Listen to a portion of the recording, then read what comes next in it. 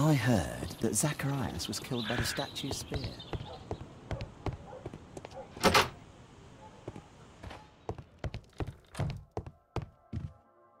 Now the model is correct and complete, and with a little brain work, I can imagine what took place.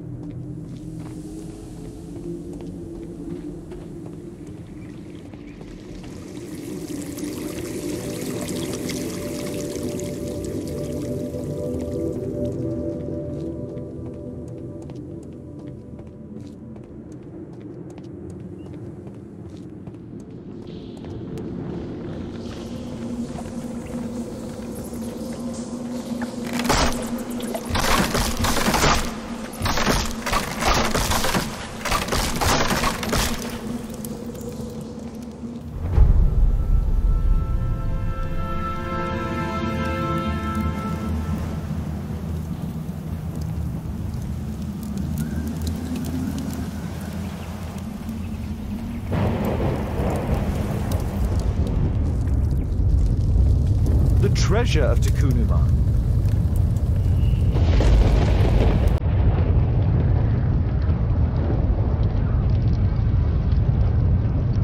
This is the statuette that Bernard Marley, Sir Charles and Zacharias all shared. The calendar. It was here. So Zacharias, Sir Charles and Marley have all known about this from the beginning.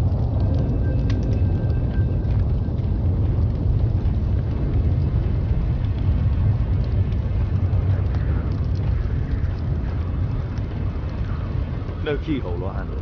There must be a way.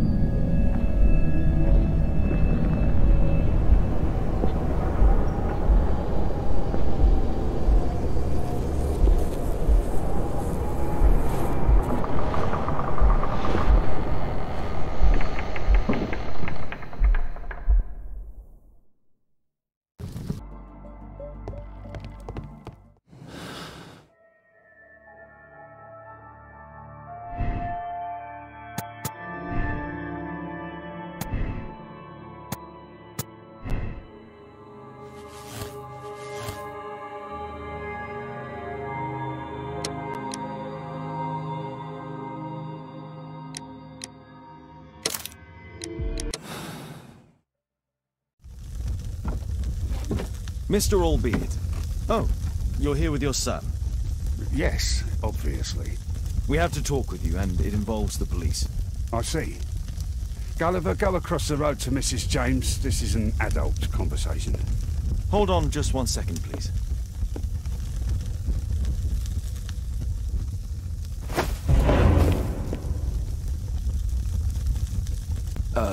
A pygmy? As I suspected. Albeit brought him back from Brazil. You were both slaves there and you escaped together, am I correct? You are. We are companions through life to death. He's more like a brother to me. It's clear enough now. You and your accomplice are guilty to the murder of Zacharias Greystoke. They had to pay for what they did. If only I'd had the time to get all of them. But Gulliver only did what I told him. It's for the judge to decide that. But given the nature of judges, I doubt that he will be lenient towards a pygmy who kills an Englishman.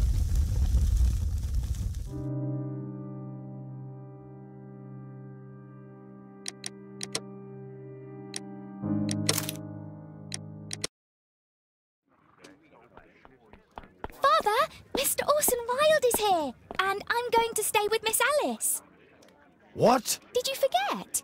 Orson Wilde, you know, the star of American theatre.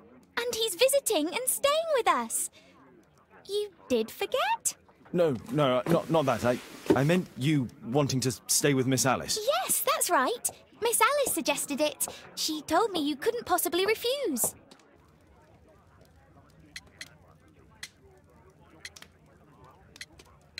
Why don't you stay with Mrs. Hudson? Oh, but Miss Caitlin has more in common with Miss Alice, and they get along so well. Guess what, Mrs. Hudson? Mr. Wilde is here to study my father's character for his next play. And he won't be disappointed, will he? Father is so pig-headed. I can't believe it! The great Sherlock Holmes standing in front of me! I'm sure that our two brains will... Brains.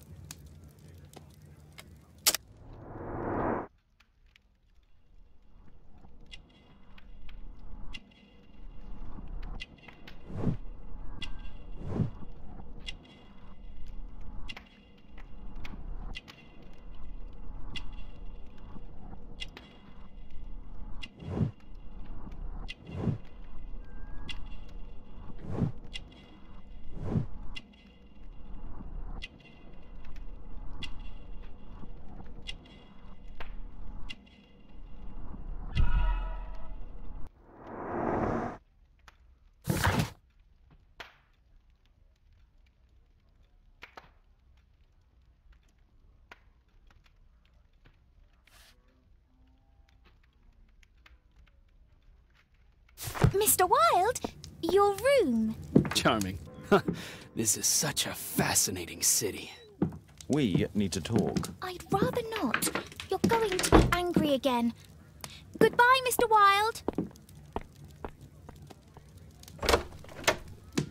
Is it 5 o'clock already? I think I might go and ask Mrs. Hudson for some tea.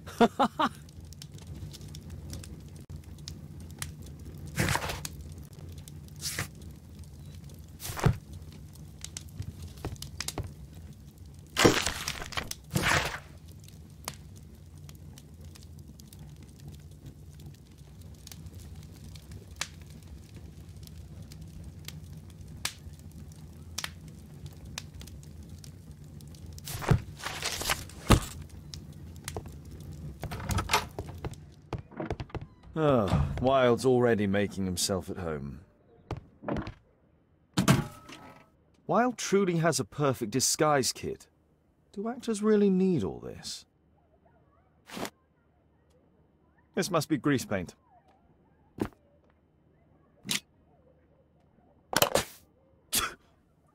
Face powder of an excellent quality.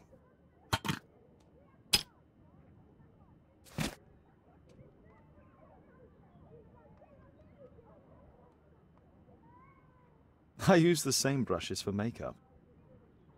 I forgot my hat. Father? I am just checking, You've got something on your face. Is it makeup? It might be. Practicing my disguises, you know me.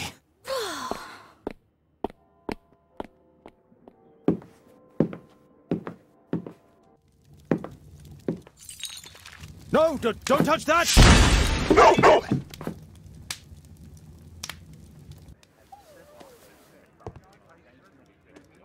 Ah, Mrs. Hudson, with our tea.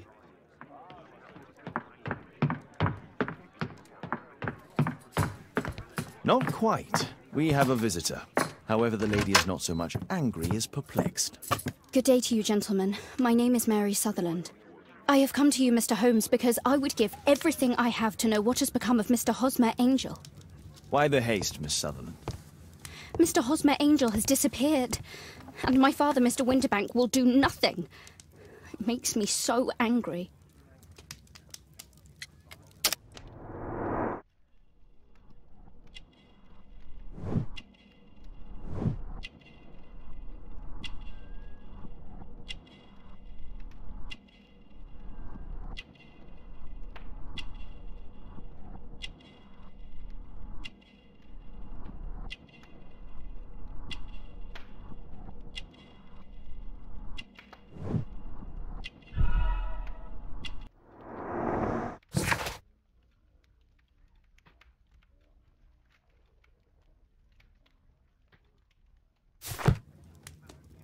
Mr. Windybank is your stepfather, surely, since the name is different? Indeed, I call him father, although he is barely older than myself. And your mother is alive?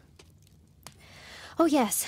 Although I wasn't best pleased when she married again, and so soon after father's death, and to a man so much younger than herself. What is your connection with Mr. Hosmer Angel? I met him at the gasfitter's ball.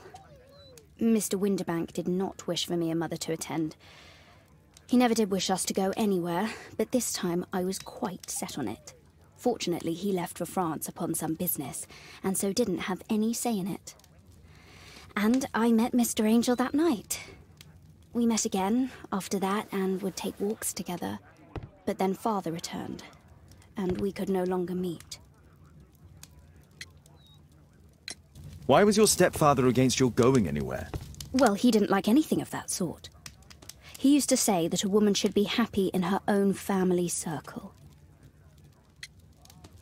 Did Mr. Hosmer Angel make no attempt to see you? Well, Father was going off again in a week. And Hosmer wrote and said that it would be better for us not to see each other until Father had gone. After that, he stopped writing. Do you have your own income? I do, from an inheritance. It was left to me by my Uncle Ned in Auckland. Then you have all that you could wish for, naturally. Well, I live at home and don't wish to be a burden to my family, so they have the use of the money. Where does Mr. Angel live? I don't know exactly. I address all of his letters to the Leadenhall Street post office for collection. Were you engaged? Oh yes, Mr. Holmes. Right after the first walk that we took. Is there anything else that you can tell me about Mr. Angel? He is a very shy man.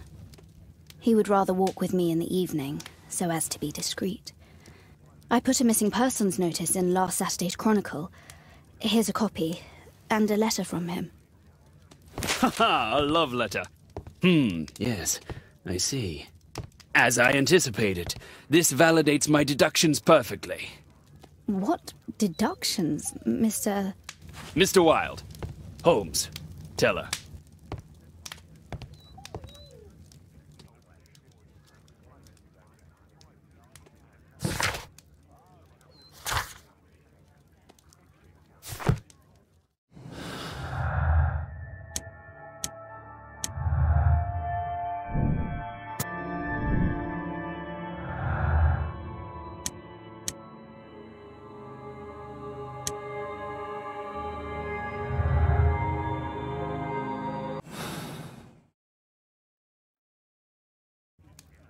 A love letter? Aren't you dying to read it, Holmes?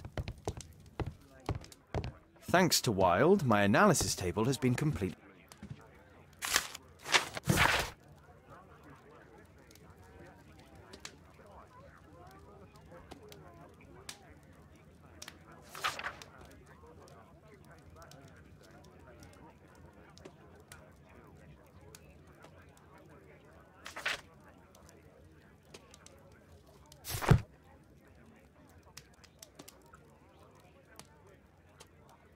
This is strange. The love letter is typewritten.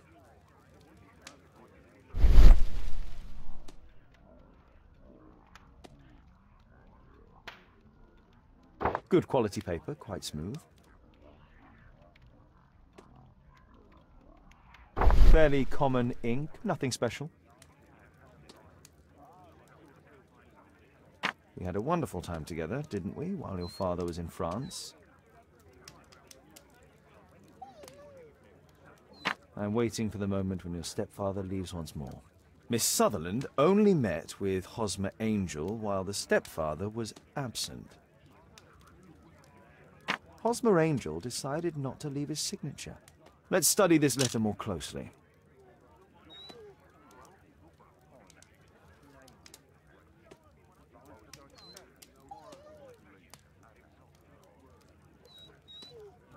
There are some letters with typographical defects.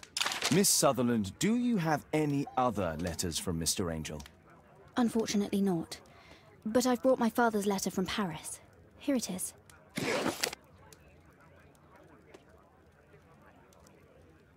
The stepfather's letter is also typewritten. Miss Sutherland's stepfather's signature. I hope that you'll be an obedient girl.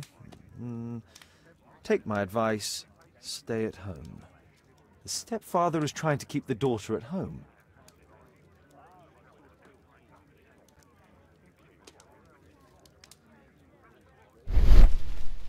Quite common paper with a light yellow tint. Fairly common ink, nothing special. Let's study this letter more closely. There are some letters with typographical defects. Both letters have typographical defects. They merit further attention.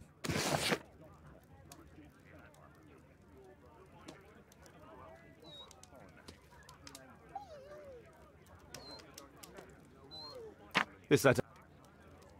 One more letter with a defect.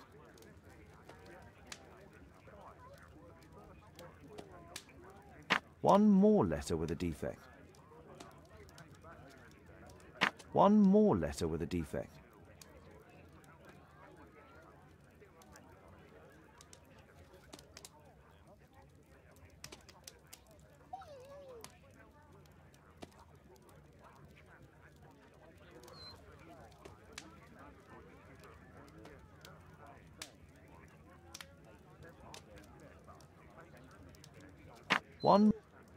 One more letter. One more letter with a defect. One more letter with a defect.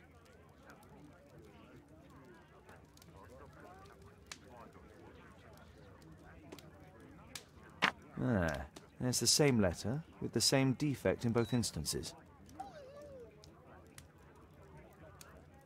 Another letter match with the same defects.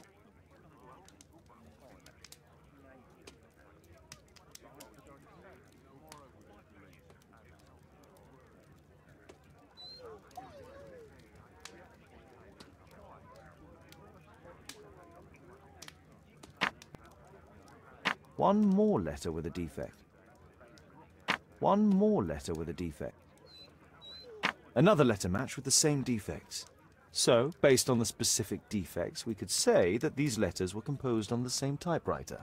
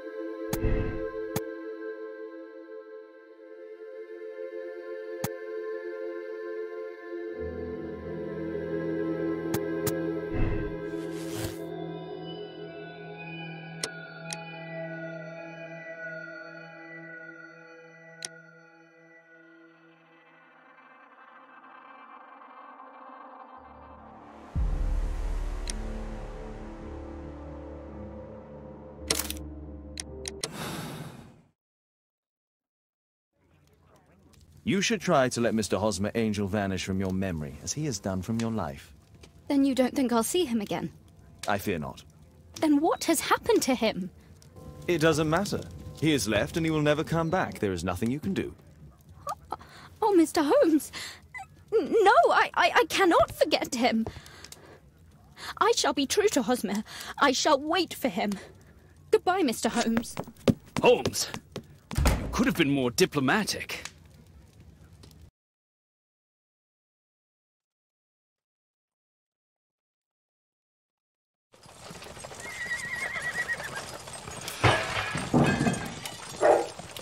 What is going on?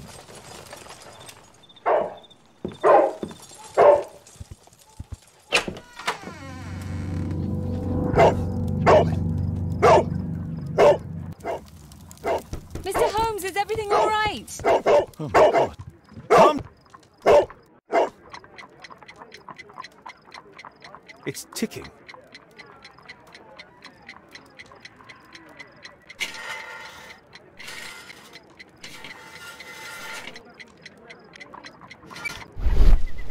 I see wires inside. They could be connected to the cover.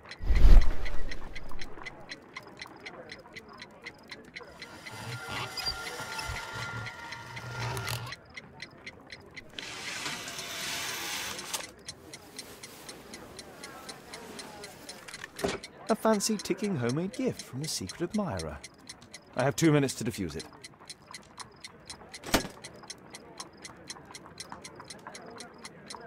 A source of electricity for the detonation. Aha! This solenoid protects the bomb from being easily diffused. If it loses its power supply, it will close contact between the secondary chain wires and the bomb will explode. There are wires attached to the bell and hammer. When the alarm triggers, the bomb will explode. A package with explosive material. There are wires going in and out. It's useless to predict how they might be tangled up inside.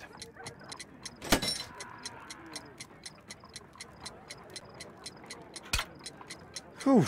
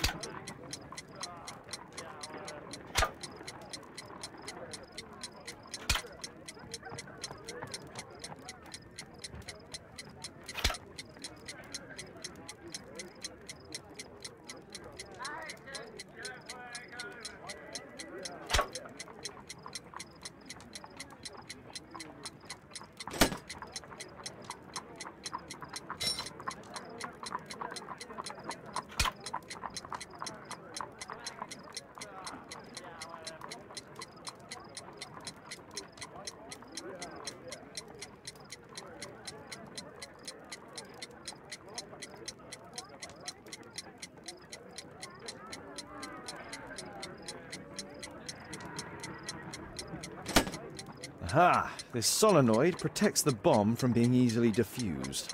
If it...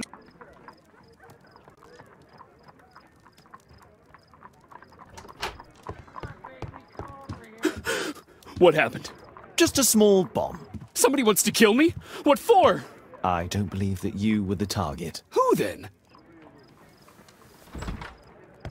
Mr. Holmes, are you all right? I saw the bloke. I tried to catch him, but he escaped. Can you describe the man? He was thin, about 5'5", with black hair and a hair lip.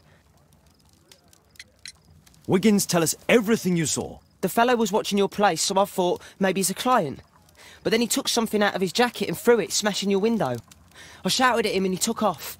I grabbed him by the sleeve, but he wriggled out of his jacket and left it. I'm sorry I didn't catch him, Mr. Holmes. You did very well, Wiggins. Now, let's take a look at that jacket. Here it is. Good job, Wiggins. Here's a penny. Oh, thanks, Mr. Holmes.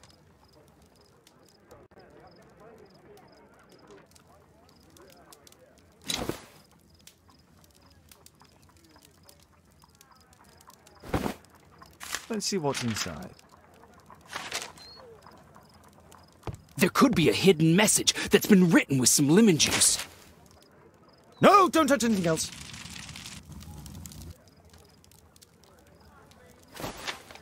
There are ink stains on this piece of paper. I could read the text with the help of my analysis table if Wilde hadn't already destroyed it.